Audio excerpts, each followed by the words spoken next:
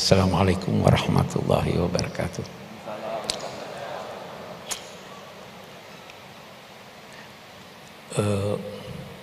Saya tuh selalu terkagum-kagum dengan Gus Baha. Dapat saja dia kisah dari Al-Quran untuk dia jadikan sebagai nasihat buat kita semuanya. Jadi saya ingin memulai dengan mensyarah itu. Dua orang berselisih, satu kaya raya, satu miskin. Dia datang ke Nabi Daud. Kita perhatikan ucapannya. Inna hadza akhi lahu tis'un wa tis'una na'jah. Dia berselisih, tapi dia berkata, saudaraku ini. Lihat, kendati berselisih, dia masih berkata, saudaraku ini mempunyai 99 ekor kambing. Saya punya cuma satu. Dia mau yang satu itu juga dia ambil. Kita lihat lebih jauh. Nabi Daud begitu mendengar, dia lantas memberi putusan. Qad zalamaka bisu'ali na'jatik. Dia telah menganiaya kamu dengan menuntut dia punya yang satu itu. Kita lihat, benar enggak Nabi Daud ini? Tidak. Dia sadar bahwa dia telah memberi putusan sebelum mendengar dari pemilik 99. Apa maknanya? Jangan cepat-cepat beri putusan. Dengar dari seluruh pihak, baru beri putusan. Yang saya ingin katakan, kalau kita merujuk baik kepada kitab suci maupun kepada kearifan lokal, semua problema kita dapat terselesaikan dengan syarat kita menganggap yang tidak sependapat dengan kita adalah saudara kita, dan ya kan, dan berusaha mencari solusinya dari tuntunan Tuhan dan kearifan lokal kita. Dan itu sangat banyak. Ini saya kira satu yang saya ingin menjadi mukaddimah dari apapun namanya, untuk kita menghadapi ini, merawat ukhuwah.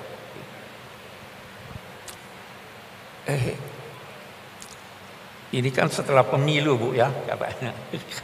Saya terkesan begitu. Saya ingin berkata demikian lagi. Ada satu kearifan yang dikemukakan oleh kitab suci yang mungkin juga kita semua perlu sadari supaya terawat ini ukhuwah. Apa itu? Nabi Muhammad sallallahu alaihi wasallam diperintahkan Allah untuk menyampaikan, untuk berucap dan menyampaikan, Qulillahumma malikal mulk tu'til mulka man tasha wa tanzi'ul mulka mimman tasha wa tu'izzu man tasha wa tudhillu man tasha biyadikal khair innaka ala kulli syai'in qadir tulijul laila fin nahar wa tulijun nahara fil lail wa tukhrijul hayya minal mayyit, dan seterusnya. Sampaikan, Allah pemilik kekuasaan. Dia yang memberi kekuasaan kepada siapa yang dia kehendaki. Dan dia mencabut, dia katakan mencabut. Kenapa dia katakan mencabut? Karena yang kuasa biasa tidak mau, kecuali dicabut. Mencabut kekuasaan dari apa yang dia kehendaki. Dia yang memuliakan, dia yang menghinakan. Tetapi ingat, di dalam genggaman Tuhan kebajikan itu. Apa maknanya? Ikuti tuntunannya, pada akhirnya kamu mendapat kebajikan. Baru dia lanjutkan, sampaikan juga, wahai Tuhan, Engkau memasukkan malam di dalam siang, memasukkan siang juga di dalam malam.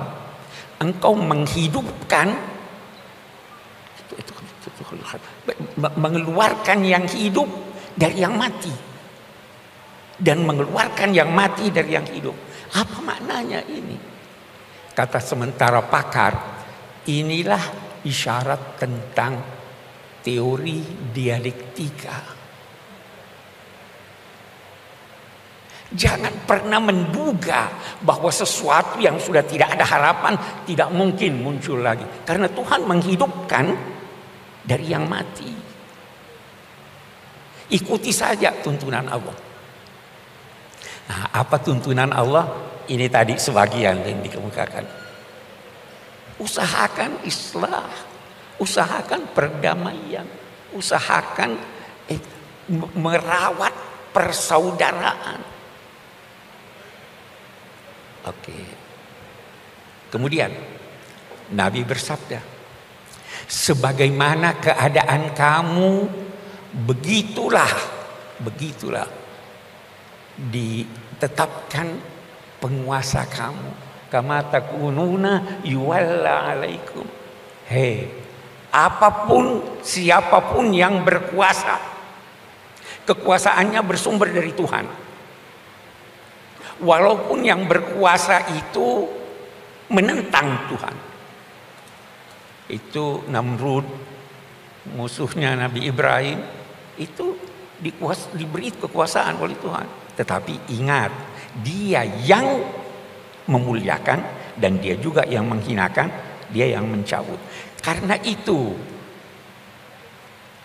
saya ingin berkata begini, apapun hasil akhir pemilu kita, apapun hasil akhirnya, apakah calon Anda yang menang atau dia yang kalah, ketahuilah bahwa itulah cermin dari masyarakat kita. Sebagaimana keadaan kamu, kalau Anda baik, maka itulah cermin kebaikan. Tapi kalau Anda anggap buruk, itulah cermin masyarakat kita.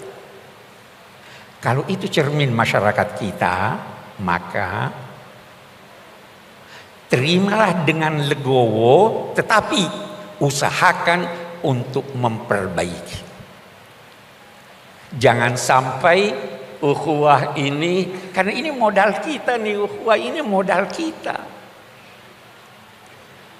Nah, yakinlah bahwa di tangan Tuhan kebajikan itu. Yakinlah. Nah, satu hal lagi. Kalau Anda tidak berhasil, Tuhan yang akan menetapkan buat Anda bantuannya.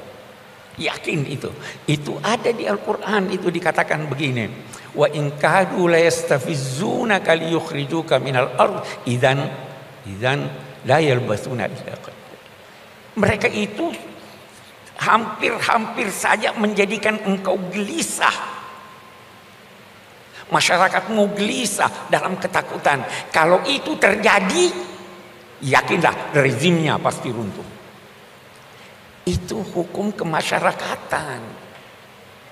Jadi kembali pada tuntunan agama.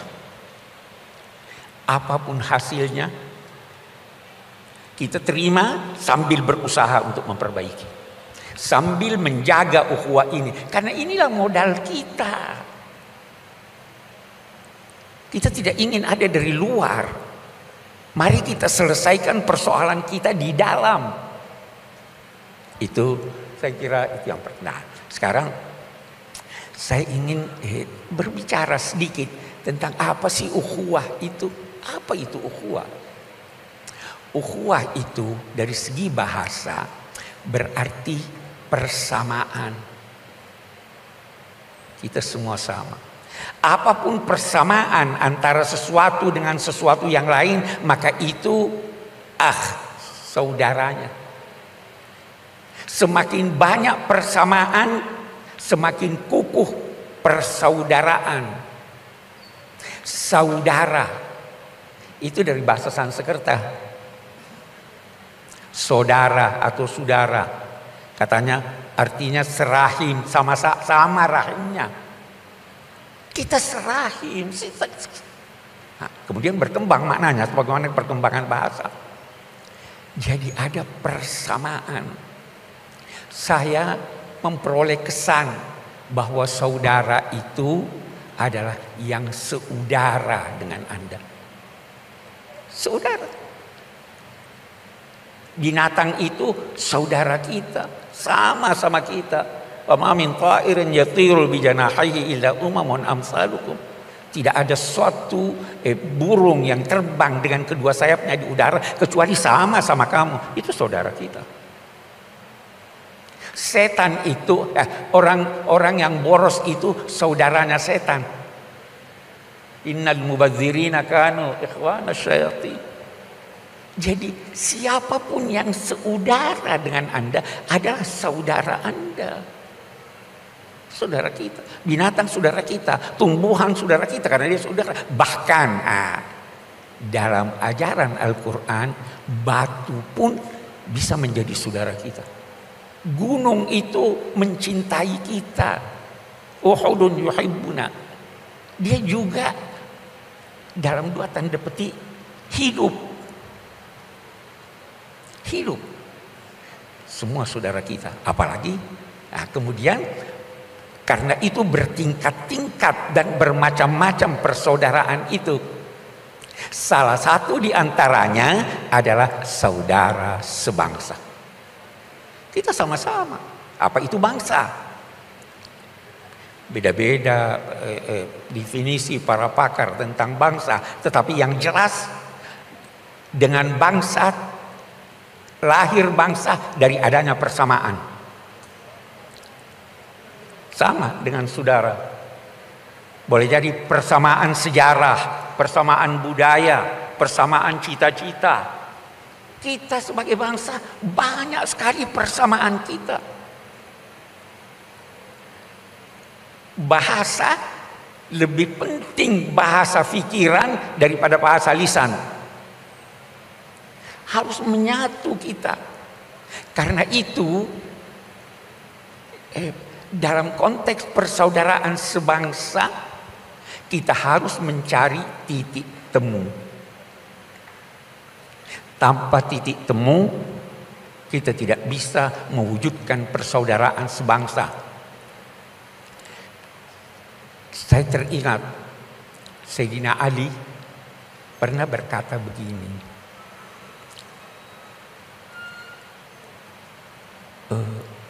Penyakitmu disebabkan olehmu. Obatnya ada di tanganmu, tapi engkau tidak sadari. Jangan sampai kita seperti itu. Penyakit kita disebabkan oleh kita sendiri. Obatnya ada di tangan kita, tapi kita abaikan obat itu. Saya kembali, kita punya titik temu. Sebagai bangsa, titik temu kita Pancasila. Ketuhanan yang Maha Esa. Itu titik. Bisa kita berbeda-beda penafsiran tentang apa arti ketuhanan yang Maha Esa. Bisa beda-beda. Dalam Islam aja beda-beda itu. Tetapi kita percaya Tuhan. Bisa beda-beda kita dalam mengartikan Maha Esa itu apa. Tetapi kita percaya ada penguasa. Itu titik kita. Titik, Anda menulis kata dimulai dari titik. Apa yang Anda tulis terserah, asal mulai dari titik Tuhan. Kalau tidak mulai dari Tuhan, no. Itu kesepakatan kita. Anda mengakhiri kalimat dengan titik. Jangan pakai koma. Kalau begitu, Tuhan adalah pangkalan tempat bertolak dan pelabuhan tempat bersau. Kita berbeda, mari kita kembali kepada tuntunan Tuhan. Itu kesepakatan. yang tidak mengakui ini di luar bangsa Indonesia. Kemudian ada kemanusiaan, kesepakatan. Kemanusiaan itu mendahului keberagamaan. Mendahului keberagamaan. Anda mau pergi sholat Jumat, di tengah jalan ada orang yang ketabrak yang perlu ditolong. Apa Anda pergi sholat Jumat? Atau tolong ini? Anda mau sholat, mau berwudu, ada air. Kalau Anda pakai, ada yang mau minum yang kehausan. Jangankan manusia, anjing kehausan mau minum, Anda kasih dia minum atau gunakan untuk berwudu. Kemanusiaan itu tidak hanya tertuju pada manusia, tertuju kepada seluruh makhluk Tuhan. Kita ada kerakyatan, ya kan? Persatuan dulu, kerakyatan. Saya itu merenung-renung tentang apa yang dirumuskan dan menjadi kesepakatan kita tentang kerakyatan yang dipimpin oleh hikmah kebijaksanaan dalam permusyawaratan perwakilan. Luar biasa, luar biasa. Tahu apa arti rakyat? Rakyat itu dari kata riayah, ra'in. Pengembala itu dinamai ra'i, yang memelihara, memberi makan, melindungi. Rakyat itu harus dipelihara, dilindungi, dijaga. Itu kerakyatan. Dipimpin hikmah. Tahu apa itu hikmah? Hikmah itu terambil dari akar kata yang berarti kendali. Hikmah itu sinonim dengan siasat. Siasat itu terambil dari kata ya susu sais. Dalam bahasa Indonesia ada sais. Delman, pengemudi. Yang bersiasat harus menjadi seperti pengemudi. Apa syaratnya? Dia harus kenal fungsi-fungsi dari kendaraan yang dia akan gunakan. Dia harus tahu ini rem, ini apa namanya dan sebagainya, ini mesin. Kalau dia tidak tahu, tidak boleh dong mengemudi. Ada lagi, bukan cuma tahu, punya pengalaman dalam hal itu. Anak kecil, anak saya tahu itu. Ini rem, ini klakson, ini. Tapi dia tidak tahu menggunakannya. Tidak boleh mengemudi. Ada lagi? Ada. Dia harus tahu jalan. Dia harus tahu arah. Kalau dia tidak tahu arah, kemana kita mau pergi? Jangan bersiasat. Itu bukan hikmah. Ada lagi? Ada. Mengemudi itu ada seninya. Bukan asal ya, ada seninya. Ada lagi, satu lagi. Dan ini yang hilang dari kita. Apa itu? Akhlak. Mengemudi itu perlu akhlak. Jangan bunyikan klakson malam-malam. Jangan menyalip dari sebelah kiri. Ada akhlaknya. Nah, kerakyatan yang dipimpin oleh hikmah, oleh siasat yang syaratnya seperti ini.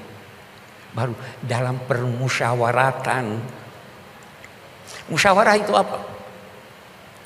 Musyawarah itu pada mulanya berarti mengambil madu dari sarangnya.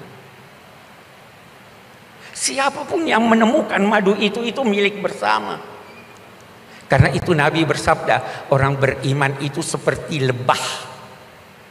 Bagaimana lebah?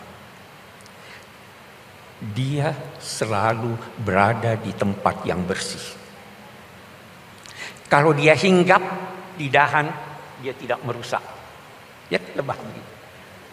Kalau dia menemukan kuntum bunga, dia tidak ambil sendiri. Dia menari-nari panggil yang lain, mari bersama-sama mengambil. Dia tidak mengganggu yang tidak diganggunya. Tetapi kalau dia menyengat, sengatannya obat. Itulah musyawarah. Saya ingin kembali berkata bahwa sebenarnya problema kita, kalau kita punya problem, boleh jadi kita tidak tahu penyakit kita apa. Dan kalau kita tahu, kita lupa bahwa obatnya ada pada diri kita. Kembali deh ke Pancasila, laksanakan itu secara baik dan benar, problema kita akan terselesaikan. Oke, kita bisa panjang berdiskusi menyangkut ini. Terakhir yang saya ingin katakan, persaudaraan itu dimulai dari jangan. Merawat itu lebih penting dari mengobati. Kita mau rawat. Bagaimana merawat? Kalau dalam tuntunan agama, jangan. La yaskhar qaumun min qaum. Itu di surat Al-Hujurat kan? Jangan satu kaum menghina kaum yang lain. Jangan sekelompok perempuan menghina kelompok perempuan yang lain. Boleh jadi yang dihina, yang dilecehkan lebih baik dari dia. La yaqtab ba'dukum ba'dan. Jangan mengumpat. Semua jangan. Kalau Anda bisa menghindarkan apa yang tidak baik, itu terpelihara ukhuwah. Nanti kemudian itu baru memberi. Itu kan merawatnya begitu. Kita rawat itu. Tidak. Dan terakhir, bersaudara. Siapa sih, saya kembali? Saudara itu siapa? Saudara itu, puncak persaudaraan itu adalah memandang orang lain adalah diri Anda. Memandang orang lain adalah diri Anda. Anda mau yang terbaik buat Anda? Mau. Kalau begitu, itu orang itu saudara saya, itu saya, beri dia yang terbaik. Itulah puncak persaudaraan. Karena itu kalau terjadi selisih, itu di Al-Quran dikatakan orang bertakwa, al-kaziminal ghaiz, menahan amarah. Boleh jadi masih ada dendam di dalam, tapi ditahan. Lebih tinggi apa? Wal afina anin nas, memaafkan. Bukankah dia juga manusia seperti Anda? Bukankah kalau Anda bersalah, Anda mau dimaafkan? Mau lebih tinggi? Wallahu yuhibbul muhsinin. Berbuat baik kepada orang yang bersalah. Itulah cara merawat ukhuwah. Tanpa itu, terus ini begini, ini begitu. Dan pada akhirnya, setelah kita berusaha, saya garis bawahi, berusaha sekuat kemampuan sambil memelihara modal utama ini, kalau Anda belum berhasil, yakinlah bahwa Tuhan akan turun tangan. Itu hukum kemasyarakatan yang dijelaskan oleh Al-Quran. Pasti. Karena apa? Setiap rezim ada ajalnya. Bukan cuma manusia yang punya ajal. Walikulli ummatin ajal fa iza ja, dan seterusnya. Ada ajalnya. Kita berusaha sebaik mungkin, tetapi tidak keluar daripada pemeliharaan kita terhadap bangsa ini, persaudaraan ini. Jangan sampai ada kekacauan. Karena sekali lagi, al-imamul jair khairun final fitnah. Penguasa yang berlaku zalim itu lebih baik daripada chaos. Wa fi ba'dhi syarri khiyar. Memang di dalam keburukan pun kita harus pandai-pandai memilih mana yang lebih sedikit keburukannya. Nah, sekali lagi terkesan tadi saya terbawa sebenarnya oleh Gus Baha ini. Itu tuntunan agama. Dan itu yang harus kita pertahankan. Tetapi sekali lagi jangan salah paham bahwa kita berdiam diri. Kita berusaha sekuat tenaga. Tapi sesuai dengan tuntunan kitab suci, sesuai dengan kearifan lokal, dan terus mempertahankan persatuan bangsa, kesatuan kita serta persaudaraan kita sebagai sesama bangsa, sesama manusia, bahkan sesama makhluk Tuhan. Demikian. Assalamualaikum warahmatullahi wabarakatuh. Waalaikumsalam warahmatullahi wabarakatuh.